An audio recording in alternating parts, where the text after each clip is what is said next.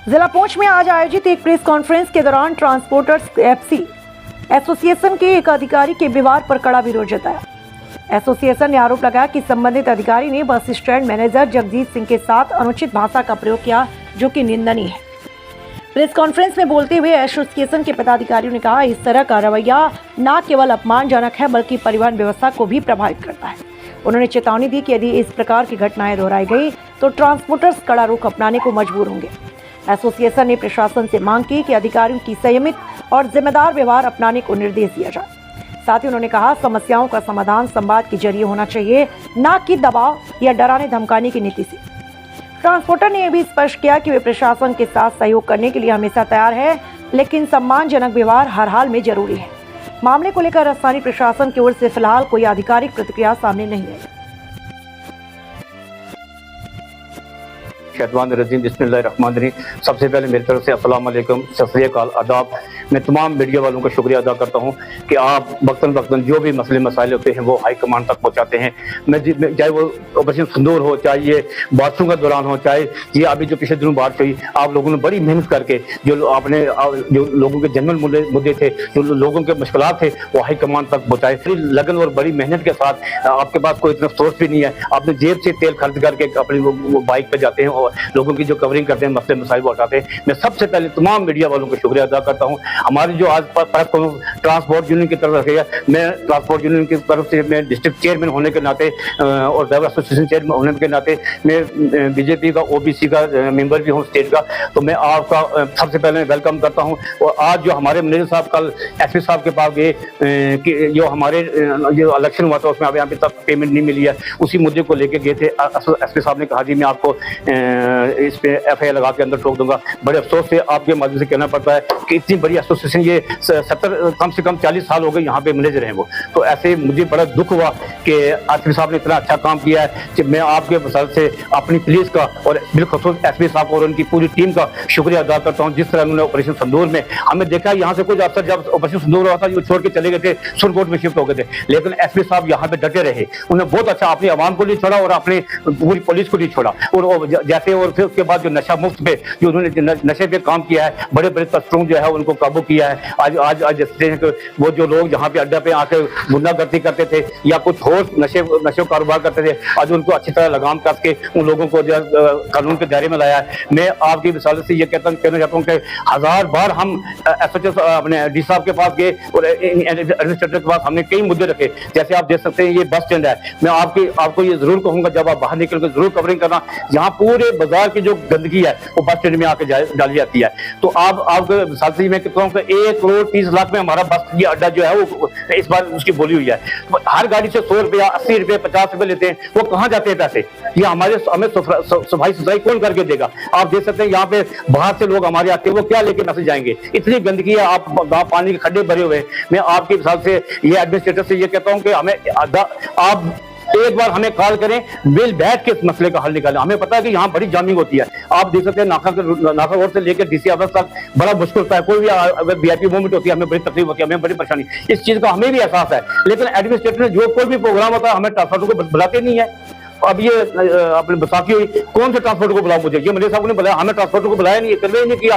तो वो ट्रैफिक पुलान नहीं, हमें पूछा गया कि आपकी बसें कैसे चलेंगे, लोगों को कैसे आने जाने में दिक्कत, कोई हमें कन्वे करता ही नहीं, कोई हमें बुलाता नहीं। फिर हम पे गिला करते हैं नहीं ये ट्रैफिक का निजाम गलत है, क्योंकि दिन रात हम इनकी खिदमत करते हैं। चाहे वो ऑपरेशन सिंदूर हो, हमारी बसें यहाँ चली गई, चाहे वो कोविड हो, हमें अभी आज दिन तक हमें पैसे नहीं मिले, चाहे वो ऑपरेशन सिंदूर हो, हमने गाड़ियां यहाँ चलाई है, हमें इलेक्शन में काम किया है, 700 गाड़ी मैंने 2 इलेक्शन हमने कराया अल्लाह के फजल से। तो हमें अभी आज भी 40 लाख रुपए गवर्नमेंट से लेना है। लेकिन हम इसी मुद्दे को लेकर एसपी साहब के पास गए थे। आपकी मिसाल से हम ये जरूर कहेंगे कि हम 8-10 दिन का टाइम देते हैं, हमें जरूर बुलाएं, चाहे वो डीसी साहब हो, चाहे एसएसपी साहब हो, चाहे एआरटीओ साहब हो, हमें बुला के एक मीटिंग करे। जहां ये जो प्राइवेट गाड़ियां हैं, आप देख सकते हैं, आज में एक विजिट जरूर करो, प्राइवेट गाड़ियां यहाँ पे मोटरसाइकिल प्राइवेट गाड़ियां यहाँ लगा के पूरे बाजार वाले चलते थे अपने काम करने के लिए, और शाम को आते हैं यहाँ से गाड़ी स्टार्ट। मैं बोलता हूँ ये बस स्टैंड है, कम से कम पुलिस ट्रैफिक निजाम जो ट्रैफिक वाले उनको हिदायत करें ताकि जो प्राइवेट गाड़ी है वो यहाँ पे ना लगे। अगर लगती है उसको 1-2 चलान करो, इनके लिए वो नहीं लगाएगा, तो उसके लिए पार्किंग का कोई मकबूल बंदोबस्त करो। हम किसी के खिलाफ नहीं, हम ये कहते हैं कि हमारे लिए हमारा ये घर है, 60 साल से हमारा ये बस स्टैंड है। हमको इलीगल तरीके से नहीं, हमें लीगल तरीके से हम यहाँ पे बैठे हुए हैं। तो आपकी मिसाल से ये कहता हूँ, जैसे इन्होंने कहा कि मैकेनिकल का मसला है, मैकेनिकल जो हमारी हमें कोई भी छोटा मोटा एक्सीडेंट होता है, चाहे वो मोटरसाइकिल हो, चाहे आम आदमी हो, चाहे वो ट्रांसपोर्टर हो, उनको बड़ी दिक्कत आती है। वो जोरी से आते मैकेनिकल बोर्ड लानी पड़ती है। हमें कम से कम एक मैकेनिकल बोर्ड के लिए हमें 10,000 रुपया खर्च आता है। मैं आपके मिसाल से अपने डीसी साहब से ये अपील करता हूँ कि कम से कम आरटीसी या मैकेनिक वाले को हदायत की जाए, यहाँ पे जो है वो सेंटर खोला जाए ताकि हमें मैकेनिकल बोर्ड मिल सके, जो हमारे लोगों का मसला वो हल हो सके। उसके बाद आप ये एक दिन मैं आपके मिसाल से फिर अपने हिसाब से ये जरूर कहूंगा कि आप एक दिन हमें ट्रांसपोर्टर को बुलाएं या हमारे पास आए, हम आपका वेलकम करेंगे। यहाँ पे बैठ के ARTO साहब को, एसपी साहब को, हेडक्वार्टर साहब को, ट्रैफिक डीएसपी साहब को बुलाएं, हम मिल बैठ के इस मसले का हल निकालेंगे। जहां जहां हम आप बताओगे गाड़ियां कहां पे लगानी है, उसके ये जो प्राइवेट गाड़ी यहाँ से बाहर हो जाएगी तो फिर तो हमें दिक्कत ही कोई नहीं है, लेकिन वो एक बार यहाँ विजिट तो करें ना। हमने कई बार इनको नोटा दिया है कि आप बस स्टैंड के अंदर आओ, हमारी मुश्किलात को सुनो, हमें बताओ कि हम कहां पे गलत है। अगर हम गलत हो तो हम इस चीज को मानने के लिए तैयार है। हम एडमिनिस्ट्रेटर से कंधा मिला के चलेंगे। हम 10 दिन का मौका देते हैं, आज है 18 तारीख, पहले तक हम मौका दे, पहले तारीख के बाद हम 72 घंटे के स्ट्राइक देंगे। कल हमें गिला मत करने में आपकी रिसालत से फिर मीडिया वालों का शुक्रिया अदा करता हूँ। जय हिंद, जय भारत, जय पुत्र। देखिए, ऐसा है कि सबसे पहले तो मैं तमाम जो हमारे मीडिया चैनल वाले वहाँ यहाँ पे आए हुए हैं उनका तहे दिल से शुक्रिया अदा करता हूँ, और वो वक्त आके यहाँ पे हमारी प्रॉब्लम को लेके आगे ऑफिसरों के आगे रखते हैं। तो इससे पहले भी कई बार मुझे हेडक्वार्टर साहब ने इससे पहले से जो वो इन्होंने 2 बार 3 बार बुलाया, कि विजिट भी एक बार की है काम पिछले हफ्ते। तो उन्होंने इसी एक बात पे जोर दिया कि बाहर मेन रोड पे जो हमारे ड्राइवर हजरात बैठे हुए हैं हमारे साथ, तो उनको भी ये मैसेज कन्वे करना चाहता हूँ कि आज के बाद इतनी सख्ती उन्होंने कल एसपी साहब ने मुझे बुलाया, मैं जलील होकर उस ऑफिस से मैं निकला बाहर, क्योंकि जाते ही समय एसपी साहब ने मुझे बोल दिया मैं अंदर दे दूंगा। सर देखिए, हम आपस में बैठते हैं, अपने में मैनेजर हूँ, 50 साल से मैं काम कर रहा हूँ, और जो हमारा कंट्रीब्यूशन है एडमिनिस्ट्रेशन के साथ, पब्लिक के साथ और स्टूडेंट के साथ, जो 7,000 पहले मैं कार्ड साइन करता था बच्चों के आने जाने में, जो हमारी बसेस और मिनी बसेस लिफ्ट करती हैं, घरों से उठा के कॉलेज स्कूलों में और कॉलेज स्कूलों से उठा के घरों में। दूसरी बात, हमारा जो कंट्रीब्यूशन जो एडमिनिस्ट्रेशन के साथ है, हमारे साथ हमारा जो है ये कि 3-4 साल से पैसे हमने लेने हैं, डीसी साहब से लेने हैं। मैं एसएसपी साहब को ये जरूर कहता चलूंगा, वो हमारे ऑफिसर हैं, जो भी हमें कहेंगे हम बुरा नहीं मनाएंगे। मैं इतना ही कहूँगा, 37-38 लाख रुपया मुझे अभी बताया मेरे बद्दू आदमी ने कि वो गाड़ी का टाटा सुमा बसेस, मिनी बसेस वगैरह उनका लेना है पुलिस से। मैं तो कल उनसे ये लेके गया था कि मैं उनसे रिक्वेस्ट करूँगा कि ये हमारे पैसे दिलवाइए, मिलने के इलेक्शन कितनी देर हो गई है, अभी तक पैसे ये नहीं मिले। तो मैं वो अपनी मैं कहा मौका मिला, एसपी साहब ने बुलाया, मैं बात करूँगा। जाते ही थोड़ा गुस्से में हो गया, तो मैं भी वापस उठ के आ गया। मैं कोई बात नहीं, अगर आपको ये लगता है कि मेन रोड पे करती है हमारी गाड़ियां भी गलती करती हैं, उनको फौरी तौर पर उस गाड़ी को सीज करो हमारी तरफ से। मैं अगर बीच में आऊंगा या किसी की सिफारिश करूंगा, आप बिल्कुल नहीं माने, कोई सिफारिश नहीं बताता, सीज करें, चलानिंग करें। 10 एजेंसियां हैं पुंछ में आपकी, जो गलत काम करता है उससे चलान करो, हम उसके साथ नहीं है बिल्कुल। दूसरा, अंदर मेरी यही रिक्वेस्ट हर ऑफिसर से रही है, हमारी बस स्टैंड के अंदर कितना कचरा भरा हुआ है। मैं डीसी साहब के पास गया, वहां भी ये मेरा 3 पॉइंट लेके गया। एक मैकेनिकल रोबोट हमारी यहाँ मिलती थी पीर पंचाल ITI से, वो शिफ्ट करके जोर भी कर दी, क्योंकि यहाँ मैकेनिकल ब्रांच नहीं है। मैकेनिकल ब्रांच किसने लानी है? वो एडमिनिस्ट्रेशन ने लानी है। तो हमारे ड्राइवरों को 4-4 दिन वहाँ धक्के खाने पड़ते हैं और पैसे भी ज्यादा वहाँ मांगते हैं। यहाँ 1000-2000 में काम हो जाता था, फीस नापल फीस हुई, अभी तक काम चलता था। दूसरा, मैंने डीसी साहब को यही बताया था कि ये नाला जो है इसका गंदा पानी सिर्फ बस स्टैंड के अंदर घुसता है, और ड्राइवर पैसेंजर जो है गाड़ी में नहीं बैठ सकते, क्योंकि स्मेल, बुरी हालत, बदबू। और रात को ये पीछे बाजार वाले जो कुछ ऐसे लोग हैं, सब्जी वाले या दूसरे, आके गंदगी का ढेर यहाँ लगा जाते हैं। सुबह 4 बजे 5 बजे देखो गंदगी का ढेर लगा होता है, कभी रात को 10 बजे जाते हैं, 11 बजे जाते हैं, कोई उनको पूछता नहीं है, उनको जुर्माना नहीं करता, कोई चिंता नहीं। इनको फौरी तौर पर इनको 5-5 हज़ार का फाइन और दोबारा यहाँ गंदगी ना डालें। दूसरा, कोई गाड़ी भी आएगी बस स्टैंड के अंदर नीचे ढेर लगा के चल जाएगी। म्यूनसिपलिटी, ये बार बार मैं बोलता हूँ कि पीछे से गंदगी जो उठाते हैं सीधा नाले में दरिया में फेंके, बस स्टैंड के अंदर क्यों? ये लोग नहीं है सर, ये ड्राइवर नहीं है हमारे, पढ़े लिखे BA MA करके ड्राइवर गाड़ी चला रहे हैं, या कुछ पढ़े भी नहीं है, ऐसे ही गाड़ी चला रहे हैं बेचारे, अपना पेट पाल रहे हैं। तो ये बार बार हमें कहना भाई, ये हमें इग्नोर किया जा रहा है। मेरी ये समझ नहीं आ रही कि हमारा कंट्रीब्यूशन को देखें और हमारा काम करने का तरीका देखें क्या है। सर, एक सवाल आपसे जानना चाहूंगा, का, जैसे आपने कहा कि बसों के लेकर जो है मेन रोड पे जामी लगती है, लेकिन उसकी मेन वजह जो है वो छोटी गाड़ी है जिनके पास पार्किंग कोई लाइसेंस वगैरह नहीं है, वो मेन रोड पे लगी होती है। और अब आपको बताता चलूँ कि नाखा वाली रोड से लेके डीसी ऑफिस तक मेन रोड पे जो है पैदल आदमी का चलना बहुत मुश्किल है, क्योंकि दोनों तरफ रेडी लगी हुई है। उसमें इतनी बड़ी बस जो है वो यहाँ से बस स्टैंड से निकलते वक्त आपके होटल तक बड़ी मुश्किल से अपने आप और लोगों की जान बचाते हो, क्योंकि लोगों की चलने की जगह नहीं है, दोनों तरफ गाड़ियां लगी हुई है, रेडी लगी हुई है। उस पर आप क्या कहना चाहें? मैं एक ही बात कहूंगा सर, बार बार हम ये 4-5 रेडी बात जो लगती है सामने, ये इसका एक काम किसका है? पुलिस का काम है, डंडा उनके पास है सर, हमारे पास जाना तो नहीं। हम बात करेंगे इसे, वो झगड़ा करता आगे से, कौन को आप रोकना कौन हो गया। बार बार ये रेडियां 10 बार मैंने वहां से उठाई, वहां से सुबह फिर लग जाती है। एक पुलिस डंडा क्यों नहीं चलाती भाई? इनको क्या बात है, क्यों लिहाज करते हैं? ये रूल रेगुलेशन चलाएं, इनको जान को पैसे दी फी दी हुई है म्यूनसिपलिटी वालों को, जगह दे हमको रेडी लगाने के। डन रोड के आगे देखो वहां रेडी लग जाती है, आगे उसके 3 व्हीलर 40-50 रोड में आ जाते हैं। हमारी गाड़ी जब बस स्टैंड से निकलती है टाटा चप्पे करते उसको 2-3 वहीं टूट जाते हैं, वो रेडी पीछे नहीं करते, ऑटो पीछे नहीं करते, इतना प्रॉब्लम है हमें। तो ड्राइवर, एक तो ड्राइवरों ने पैसे लेने हैं, वो अभी 3 बार मेरे पास आ चुके हैं, पूरा 15-20-25 ड्राइवर। कभी हम स्ट्राइक करेंगे 72 घंटे के लिए कॉल देंगे, और जब 72 घंटे की कॉल हो गई तो ऑफिसरों ने हमें टेलीफोन करना, उस वक्त हम टेलीफोन नहीं उठा सकते, क्योंकि हम मजबूर होते हैं कि हमने ट्रांसपोर्ट के साथ है, गाड़ी के साथ चलना है, ड्राइवरों के साथ नहीं, ड्राइवरों के साथ चलना है।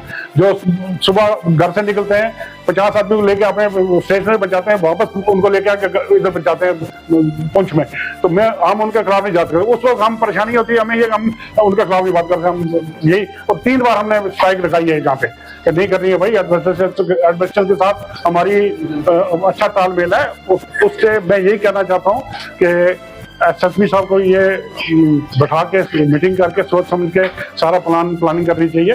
तो डीसी साहब से अपील करूंगा, जो मैंने मेमोरेंडम आपको दिया है वहाँ डीसी ऑफिस में, हम आपके पास गए थे, उससे पूरी तरह तवज्जो करें। एक ब्रांच लाएं, हम मैकेनिकल जो डिपार्टमेंट है उसकी ब्रांच लाएं, वो हमारी उसकी परेशानी दूर करें। दूसरा, ये गंदे नाले का पानी अंदर आ रहा है, पूरा लीकेज हो रही है, इसको अंदर से म्युनिसिपैलिटी को बोलेंगे ड्रेन करें या आरसीसी भरें, ताकि पानी बंद हो और हमारा बस स्टैंड का मसला ठीक हो। छोटी गाड़ियां जो अंदर लगती है, देखिए मैं पहले भी कहा था, जिस सब कहा मैंने, एसपी साहब को भी बताता चलूं कि 5-6 किस्म की इलीगल गाड़ियां, जिन गाड़ियों का बस स्टैंड का कोई काम नहीं है। टाटा सोमा का बस स्टैंड का कोई काम नहीं है। इको जो प्राइवेट घर के लिए है, वो पैसेंजर सर्विस बना के बस स्टैंड आके आते हैं, यहाँ से लोड करके चल जाते हैं, और जब जाते हैं या भाग जाते हैं या आरटीओ सब निकलते हैं तो वो छुप जाते हैं, आगे पीछे गाड़ियां अपनी गायब कर देते हैं। टेलीफोन का जमाना है, अभी 1 मिनट में टेलीफोन किया तो गाड़ियां जो जहाँ पे रुकी रहे। लोरम से जो परमिट मैजिक के जो शिप के परमिट दिए हुए मंडी के लिए, वो शिप से भर के गाड़ियां सीधा पूंछ में हॉस्पिटल आते हैं, बस स्टैंड बताते हैं। मैंने ये आरटीओ साहब को लिख के भी दिया है सारा, मेरा ख्याल अभी मंडी की तरफ निकलेंगे तो वो गाड़ी सीज करेंगे। तो मैं कहता हूँ जो परमिट दे रहे हैं आप, तो परमिट पे चलाने की भी उनको हिदायत करें कि गाड़ी अगर लिखवा के लें, अंडरटेकिंग लें, तो वो दोबारा ऐसी हरकत, गंदी हरकत ना करके एमबीडी के जो कवानीन है उनको मद्देनजर रख के चलें, अपनी गाड़ी चलाएं, ताकि बाकी गाड़ियां जो हमारी पुरानी गाड़ियां 70 साल से हम काम कर रहे हैं, सेवा कर रहे हैं पब्लिक की भी और एडमिनिस्ट्रेशन की भी, तो उनका कोई ध्यान नहीं रखता। बिल्कुल बुरी हालत है। ड्राइवर ऐसा समझा जाता है जैसे गली में कुत्ता चलता है, उसकी ऐसे इज्जत बना के, तो वो हमारी गलतियां हैं, हमारे ड्राइवर की गलतियों का। जो भी हम ग्रुप से करते हैं, हम गुरु को मानते हैं, ना किसी ड्यूटी वालों को मानते हैं या ना किसी पैसेंजर को मानते हैं। उनको चाहिए ग्रुप से कोई इंस्ट्रक्शन आई, अंदर से पीछे से कोई आया होगा मैसेज एसपी साहब से या किससे, तो आपको फॉलो कर रहे हैं। यहाँ से निकल के जो गाड़ी भी कल से आज से कोई बार रुकेगी या सवारी बिठाएगी, मैं पूरी तौर पर कहता हूँ कि एसपी साहब ने कहा मैं सीज कर दूंगा, फिर 12-15 हज़ार खर्चा करेंगे, वो ड्राइवर देगा, मालिक नहीं देगा। बिल्कुल हमने फौरन कह दिया मालिकों को कि कोई जो ड्राइवर गलत करेगा वो ड्राइवर अपने जेब पॉकेट से पैसे देगा, बिल्कुल कोई मालिक नहीं देगा। वो मैं इतना कह दूँ आप सबका। इस समय एक बार मीडिया का शुक्रिया अदा करता हूँ कि आपने करता हूँ मैं अल्लाह के नाम से। उसके बाद यहाँ जितने भी आप मीडिया चैनल के हजरात हो, सबको मेरी तरफ से सलाम, आदाब, सत श्री अकाल। उसके बाद आपका यहाँ आने का हम शुक्रिया। सबसे पहले तो मैं ये कहूँगा कि यहाँ जो हमारा ट्रांसपोर्ट है, ट्रांसपोर्ट के ज़रिए इलेक्शन भी होते हैं, ट्रांसपोर्ट के ज़रिए जब जंग लगती है तब ट्रांसपोर्ट काम आती है, कोई भी मसला होता है उसमें ट्रांसपोर्ट काम आती है। हमारा ट्रांसपोर्ट का होता है हेड मैनेजर डिस्ट्रिक्ट में, तो हम ये कहते हैं कि हमारे मैनेजर की इज्जत होनी चाहिए। हमारे मैनेजर के साथ साथ जो बाकी स्टाफ है यहाँ पे अच्छा काम कर रहे हैं। मैं भी 35 साल से ट्रांसपोर्टरी में हूँ, कोई छोटी उम्र मेरी भी नहीं है, 35 साल से मैं भी ट्रांसपोर्टरी कर रहा हूँ। तो मैनेजर और मैनेजर के साथ जो भी स्टाफ है उसकी इज्जत होनी चाहिए। आप ये मेरी साथ से आप ये डीसी साहब, एसएसपी साहब और भी जहाँ तक आवाज़ पहुँचाना चाहते हो आवाज़ पहुँचाना। हमारे मैनेजर की इज्जत होगी तो ट्रांसपोर्ट की इज्जत होगी, ट्रांसपोर्ट की इज्जत होगी तो हमारी इज्जत होगी। हमारे जो ड्राइवर हैं ये नहीं समझना कि वो ड्राइवर हैं कुत्ते बिल्ले हैं। MA BEd करके लड़के जो है गाड़ियाँ चला रहे हैं, नौकरियाँ नहीं है। नंबर 1 तो ये हो गया। नंबर 2 हमारा ये मसला है कि मैं सुरनकोट की बात करूंगा, मंडी में भी ऐसे चलता हूँ, मगर जो मैं अपनी आंखों देखे हाल देखता हूँ डेली में वो आपको सुना रहा हूँ। मेरी रिक्वेस्ट है आपसे, ट्रांसपोर्ट मिनिस्टर साहब से, SSP साहब, DC साहब से, ताकि ये आवाज़ पहुँचनी चाहिए। जो इको गाड़ी है, इको गाड़ी होती है पर्सनल अपनी फैमिली के लिए। वो इको गाड़ी इस वक्त चल रही है सुरनकोट को सर्विस बना के। जो भी बस निकलती है सुरनकोट से वो उसके आगे निकलती है, दूसरी बस निकलती है उसके आगे दूसरी निकलती है। ऐसे यहाँ सवारियाँ उतारते हैं, नाका वाली रोड सवारियाँ उतार के उनके फोन नंबर होते हैं, उनके पास कंडक्टर होते हैं, जी आज ही कितना टाइम लगेगा, इतना, आप जी नाका वाली रोड आ जाओ, वहाँ से गाड़ी बुक करते हैं, चले जाते हैं। हम नहीं किसी के खिलाफ बोल रहे हैं, मगर हमारे सर पे ये परेशानी आई है तब हमें बोलना पड़ा है। दूसरा सर, ये जो मैजिक टेम्पो है इनको भी देखना चाहिए, ARTO साहब को भी देखना चाहिए, SSP साहब को भी देखना चाहिए। इनके जो LA हैं, इनके जो LA है 15 किलोमीटर तक, अब नई गाड़ी का पहला तो 10 होता था। जहां तक इनका LA है, जहां तक इनका रूल बनता है वहां तक ये चलाया जाए। ये पूरे डिस्ट्रिक्ट में घूमते हैं। सुरनकोट से मैजिक शुरू होते हैं, सवारियां बिठाने पुंछ से बिठाते हैं सुरनकोट। बफलियाज वाले मैजिक टेम्पो वहां से आते हैं, सवारियां बिठाते बिठाते फिर ड्राइवरों के साथ बदतमीजी करते हैं।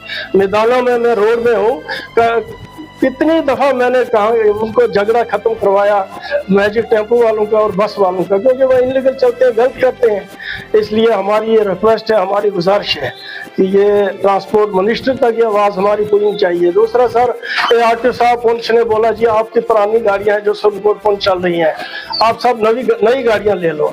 ARTO साहब के कहने पे हमने नई गाड़ियां ली, 40-40, 30-30 लाख, 35-35 लाख लोन लिया हमने। अब वो लोन लेके 40-45 हजार गाड़ी की किस्त बनती है, उसको टायर भी चढ़ाना है, उसको इंश्योरेंस भी भरनी है, सब काम करने हैं। अगर ऐसा हाल रहा तो मेरे हिसाब से ये गाड़ियां हमें घर की प्रॉपर्टियां बेच के भी गाड़ी की किस्त नहीं बनेगी। इसलिए हमारी गुजारिश है कानून के हिसाब से ट्रांसपोर्ट चला जाए। अगर इको गाड़ी पर्सनल घर के लिए यूज होनी चाहिए। मैजिक जहां उसका परमिट बनता है वहां तक ही चलनी चाहिए। मेरी यही गुजारिश है। आपका बहुत बहुत शुक्रिया, आपने अपना कीमती टाइम निकाल के